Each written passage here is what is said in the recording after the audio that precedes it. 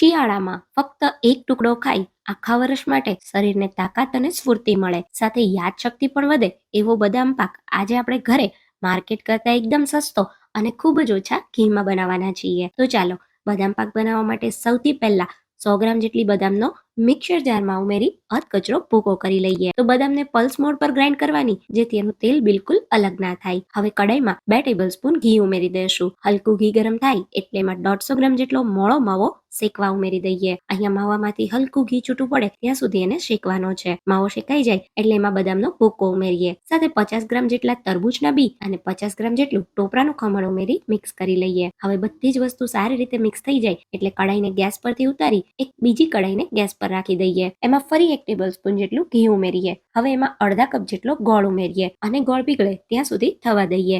આ બદામ પાકને હેલ્ધી બનાવવા માટે હું ગોળ સાથે બનાવી રહી છું, પણ તમે ખાંડ સાથે બનાવી શકો છો. તો ગોળ આ રીતે પીગળી અને થોડો ફૂલવા માંડે એટલે આપણે એમાં 1 ટેબલસ્પૂન પીપરી મૂળ એટલે કે ગંઠોડાનો પાવડર ઉમેરીએ. 2 ટેબલસ્પૂન સૂંઠનો પાવડર, અડધી ચમચી એલચી પાવડર અને 2 ટેબલસ્પૂન ખસખસ ઉમેરી સારી રીતે મિક્સ કરીએ. પછી આ ગરમ ગરમ ગોળને બદામ પાકના મિશ્રણમાં ઉમેરી સારી રીતે બધી વસ્તુ મિક્સ કરી દેશું. હવે કોઈ ઘી લગાવેલી ટ્રેમાં મિશ્રણને ટ્રાન્સફર કરી આ રીતે થોડું એને ફેલાવી દઈએ. ઉપરથી બદામના અને પિસ્તાના સ્લાઇસ ઉમેરી 1 કલાક માટે સેટ થવા દઈએ. પછી કટ કરી સર્વ કરો, મજા જ પડી જશે.